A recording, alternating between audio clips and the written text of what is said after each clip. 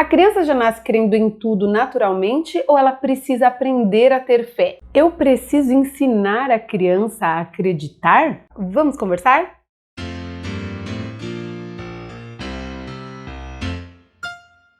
Olá, tudo bem? Meu nome é Débora Vieira Mendonça, eu sou psicóloga, ministra das crianças e dos adolescentes na PIB de São Paulo e você é muito bem-vindo ao Tem Gente Atrás de Nós. Toda terça-feira você encontra aqui um vídeo de história bíblica para as crianças e de quinta-feira um vídeo de orientação prática para pais e educadores sobre os vídeos de terça-feira. Então, se você está chegando aqui pela primeira vez, já se inscreve aí no canal, ativa o sininho para não perder nada, porque a gente tem muito o que conversar. Vamos lá? Hoje a gente vai conversar sobre a fé de Abraão, a fé da criança e a nossa fé dos mais crescidinhos. Nós cristãos falamos tanto de fé, né? Mas na prática, no dia a dia, o que ter fé significa? Para você, comenta aqui embaixo, gente, dá uma pausa no vídeo e coloca aqui para mim o que ter fé significa para você. Se você quiser contar um testemunho seu, o que significa ter fé na prática? Coloca aqui nos comentários que isso é muito importante, eu quero saber. Comentou lá embaixo? Legal, isso é muito importante pra gente. Esse vídeo aqui é uma aplicação prática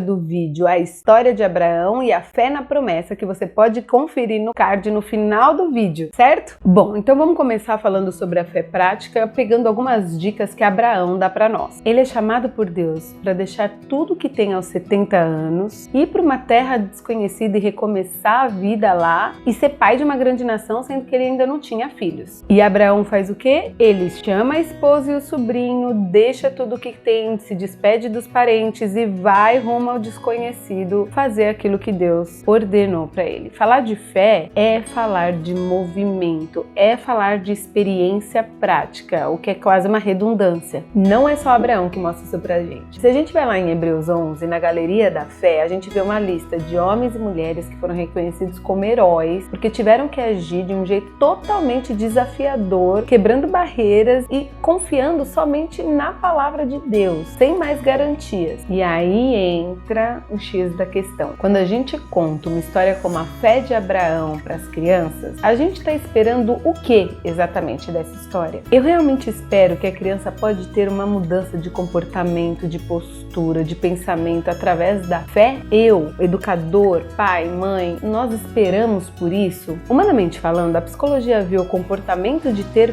fé como algo intrinsecamente ligado com a minha cultura, com a minha história familiar e de relações pessoais. O psicólogo americano James Fowler tem uma teoria muito interessante sobre os estágios da fé. Esse livro está esgotado, mas a gente encontra bastante material sobre ele na internet. Ele compara as teorias do desenvolvimento humano natural da criança com como a fé estaria sendo desenvolvida nesse processo. Então, os 7 estágios são: pré-estágio, a lactância e a fé indiferenciada, de 0 a 2 aninhos de idade. Isso também fala do bebê que está na barriga da mãe ainda. Ele é um pocinho de sensações. Então, se nessa fase ele tiver uma experiência de toque, de afeto, de segurança, é como se ele estivesse tendo a terrinha do coração dele sendo preparada para a semente cair na hora certa. Eu sempre falo isso pro pessoal lá da igreja. A fase do berçário, dos primeiros anos, ela é fundamental para o começo da experiência de toda a vida. Estágio 1, fé intuitivo-projetiva. A criança de 2 a 6, 7 anos, naquela fase pré-escolar, ela fantasia e imita. Então é muito bom a gente investir nessas coisas para a criança dessa idade. Estágio 2, fé mítico-literal. É a fase dela entender o porquê. Por que isso aconteceu? Como aconteceu? Nessa fase a criança vai ter o pensamento lógico, ela tem noção de espaço e tempo. Imagens e símbolos concretos. A criança precisa ver. É aquela fase de ver as figuras bíblicas, o Noé, o Jó. A criança ela precisa disso para entender o todo ainda. Estágio 3, estágio sintético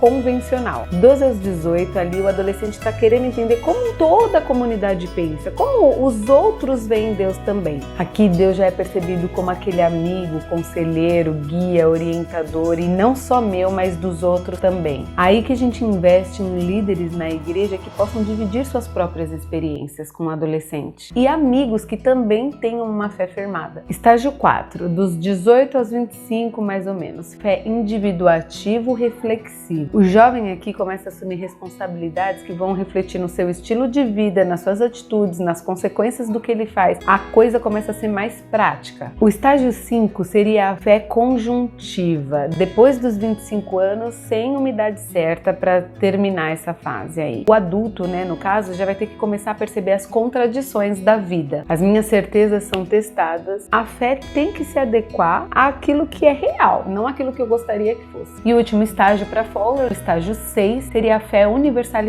da maturidade, que não necessariamente todas as pessoas atingiriam, segundo ele. Aqui, a pessoa que já está madura na fé, ela visa a comunidade geral num movimento de doação. Bom, gente, é importante dizer que Fowler está pesquisando a fé como um cientista, um psicólogo. Ele não está falando aqui de sobrenatural, de um Deus vivo que vai ter uma experiência pessoal com cada pessoa. E é aí que a gente entra. Para nós cristãos, a fé é o firme fundamento das coisas que se esperam e a prova das coisas que se não veem, certo? Hebreus 11. E também aprendemos com Tiago que a fé sem obras é morta, Tiago 2,17, certo? Então bora para a dica prática aí de como cooperar com o desenvolvimento da fé da sua criança e do seu adolescente. Uma dica muito especial que você pode ter com a sua criança é criar uma rotina de leitura bíblica antes de dormir. Vai, a hora de dormir, ao invés de você contar qualquer tipo de história, leia a Bíblia. Ou, se você prefere fazer de manhã ao acordar, acordou, lê a história bíblica, ora sobre a aplicação e entreguem no dia juntos. Isso vai gerar mais conexão entre vocês. Se a sua igreja tem um material de apoio para o culto das crianças, pergunte como foi no domingo para a criança, fala para ela explicar do jeito dela o que ela entendeu, participe daquele processo, faça atividade junto com ela. Se envolva com os líderes de ministério de nova geração da sua igreja, de crianças, de adolescentes. Primeiro, por segurança, para você ver quem está lidando com o seu filho. Em segundo lugar, para o seu filho ver você querendo uma conexão com alguém que lida com ele também. Gente, antes de continuar, dá um like pra gente nesse vídeo, dá um trabalhão preparar todos esses vídeos para vocês. A gente faz com muito amor, mas isso nos ajuda a fazer mais e preparar sempre conteúdos novos para vocês. Clica aí, vamos lá. Próxima dica, compartilhe a sua experiência de fé. Gente, como isso é especial. Compartilhe como você conheceu Jesus, como você era, em que Jesus te transformou. A criança gosta de ver, nossa, é real mesmo. Isso aconteceu, vai acontecer comigo um dia. Outra coisa muito importante é incluir a criança e o adolescente nas decisões da família e da igreja sempre que possível. Não é sempre que a criança sabe o melhor para ela ajudar, mas ela se sentir sempre parte, sempre que possível, isso ela vai perceber e vai fazer sentido. E do mesmo modo, em cultos devocionais que as crianças na igreja possam participar, possam se envolver, possam construir juntos, envolva as crianças, envolva os adolescentes. Isso vai dar muito sentido para elas também. Agora, a dica especial desse vídeo é esse livro, gente, A Fé Começa em Casa, de Mark